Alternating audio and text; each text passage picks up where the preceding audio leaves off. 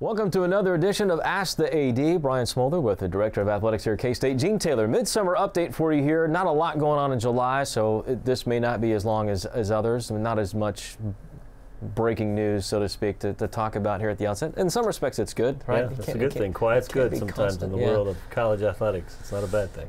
Speaking of that, let's start first with Big 12 conference stuff. We had football media days, which we'll get to in a second, and there's some other stuff later that we'll get to regarding K-State. But it's usually this time of year where you guys kind of do a review of the last calendar sports season, academic year, and calendar year of the Big 12 conference. I know you had a conference call with other ADs. What can you tell us coming out of that? You know, again, same thing. Not a lot of heavy stuff. There was a couple of football-related issues with some of the new football rules, not so much the kickoff rule, but more operational stuff. One was we're limiting the number of headsets that coaches can wear during the game. I'm not going to get into the details, but then we were concerned about how do we manage that? How are we going to manage, tell a coach, no, you can't have that many headsets. But we've determined that the NCAA is going to do that for us, and it's probably a good thing, but I think the frustration from an operational standpoint. So that was one thing. We talked about the new redshirt rule that a player can play up to 4 games.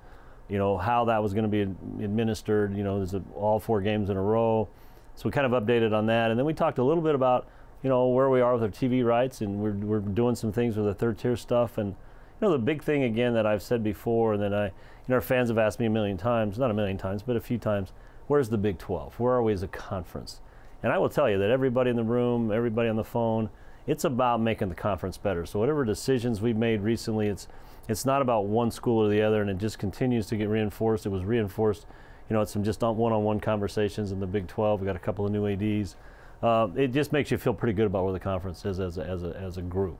Yeah, that feels, and that's, I think, an encouraging sign. Just, you know, it's going to come back around, the expansion stuff, all that, when the grant of rights for everybody comes around, and I'm sure that'll be talked about. But it's good to hear that the Big 12 is still all pull in the same direction. Very much so. You had Big 12 football media days. I know you were down there and did some stuff. Who knew that beer sales would suddenly become a hot buzz word here in the last couple of days? Yeah, you know, I was really impressed with the media days. They did over 2 days. They split the conference up. A lot of media interest. I think we had over 500 media members there. A great way to get exposed, not the Big 12. And Big 12 has a lot of good messages. We're the only conference in the country that plays the true 1 versus 2. We're the only conference in the country in football that does a round robin. Everybody's going to play everybody. Certainly the success of the conference this past year, we're the only conference that had somebody in the college football playoff, the Final Four, College World Series, and College World Series in softball. So that was the message that the commissioner got out there. But it did come up because of the Oklahoma State situation about would we ever consider beer sales. And we've had about this much of a conversation with our senior staff on Monday. But it is a question that, you know, as more and more college campuses are beginning to provide alcohol sales at their venues, the NCAA's done it at the College World Series, Baseball World Series. So it's something that we, again, talked about briefly, but before I panic anybody that wants it or doesn't want it, it's a lot that goes into that. There's so many things on campus, our security and police. There's going to be, if we decide to get serious about having open alcohol sales in all of our seats, there's a lot of people that are going to have weigh-in, including our fan base, but in particular the university, our chief of police, Chief Grice and his staff. But we're not there yet. And we do have, right, we've got the South Terrace that we provide some public alcohol sales in, and so there's a lot that goes into it. We're not going to make a decision anytime soon, but it is something that we'll probably look at over the next several months. Yeah, and I think that's the biggest assurance coming out of that, is that any idea or strategy that is implemented by your administration is well thought out. It's not something that's willy-nilly, hey, somebody else, reactive, right? If somebody else is doing it, we got to do it. There's always a very, all sides are considered here. They really are, and I think that's what, you know, no matter what we've got, you know, our senior staff, our department heads, we have some really, we've got a great staff, and we've got a great staff that thinks things out and have strong opinions about stuff. So it's not like I'm going to walk in and say we're doing this, and we would never do that here. And it's not about just because somebody else is doing it doesn't mean we have to. It's about what's right for K-State. And so well, we've got a long ways to go before that. But it is a hot topic right now. It sure is. Well, it's just summer and not much going on. Speaking of that, we didn't have a whole lot of questions for this time of year, and that's to be expected somewhat. But let's get to the first question that we have for today for Ask the AD, and this comes from Twitter, and it is about soccer. Children's Mercy Park, which of course is home to the Big 12 Championship for women's soccer in the Big 12. It also is being talked about quite a bit for the World Cup in a couple of years, and they're trying to gain visibility for that park, other events being held in that park. Right. The question is somewhat about K-State's relationship with Sporting Kansas City. I guess, is there any talk at times of playing something there at Sporting? Yeah, we'd actually, I don't know about Sporting, but we would like to get our women's soccer team and have an event. We've talked to Coach Sabini, he's in for it. There's a couple of venues that we've already talked about, maybe taking our soccer team to, whether it's a early season soccer match or maybe even a conference match. But yeah, it's a big recruiting area for us, obviously. So it'd be important for us to get over there. We do have a great relationship with Sporting KC. Kathy and her staff have been great. Obviously they work the Big 12 tournament. There's a lot of, we haven't been involved specifically. I think this is a fairly new endeavor for them, obviously. I know I was just with her the other night and we talked about it, but again, she was more updating me about what they were doing, so I don't think they're, but if they want our help, we'd be happy to help. But absolutely, we'd love to see our soccer team compete there in the KC area. And this isn't really from a fan standpoint, but I know that our department, the video department, we talk with Sporting quite a bit, share a lot of similarities of our setup and equipment and infrastructure and personnel. So we're actually talking with Sporting quite a bit. Yeah, so. And it's, like you said, it's a great partners. Relationship. All right, the other question comes from Facebook, and it's more of I don't know if this is an accusation or if it's hey. What have you been doing the last year? Right.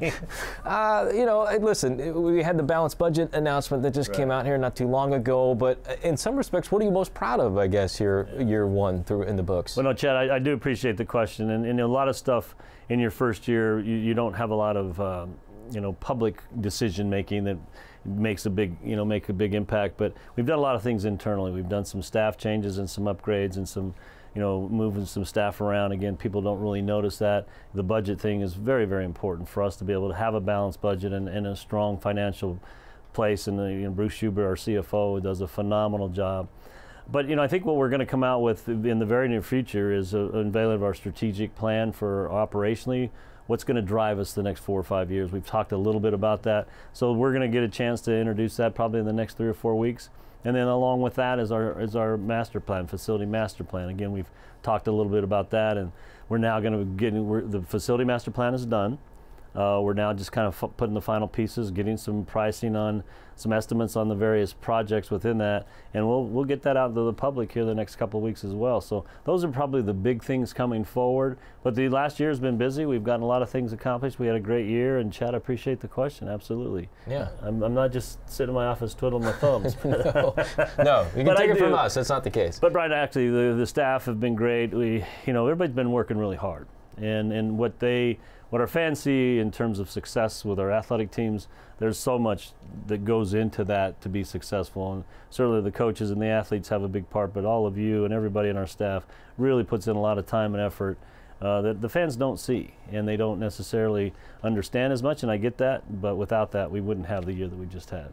Well said. All right, let's wrap this thing up by talking about the upcoming season. Before we know it, next time that you and I will be talking, we'll be full on into practice for football, volleyball, and soccer. Those three sports get kicked. Believe it or not, we're less than a month away from soccer starting the season, which seems improbable. Yeah. But ticket sales, I know, how are we doing, and where are we at on that? Well, we've kicked off the single game sales, and I think they started strong. But you know, right now we're a little under our season ticket sales than compared to last year. And for football, for right? football. Yep. But we're in full swing with basketball sales and soccer sales, soccer single game, football single game. So, you know, our fans, if you got a chance, there's plenty of tickets available. We'd love to see you. We'd love to continue to sell out Bill Snyder Family Stadium. And as we get to soccer, we've got, Coach is really excited about the soccer team he has coming. We've got a great venue this year, and so yeah, we need to keep selling tickets. There's plenty of tickets available. Yep, we already got stuff started as far as facility, the ground being torn up over there at baseball, and the tech and stuff. So it'll be a year of construction on the horizon for soccer and baseball as well. Absolutely. Appreciate the time. Sure. Thank you very much. Good to see you again. We'll be back in about a month or so. Get those questions in. Use the hashtag Ask Gene. You can also tweet directly at Gene Taylor if you wish. You can send him messages. He'll answer them in the meantime. For For the Director of Athletics, Gene Taylor, Preston Kerner, our entire staff, I'm Brian Smoller. Thanks for watching Ask the AD.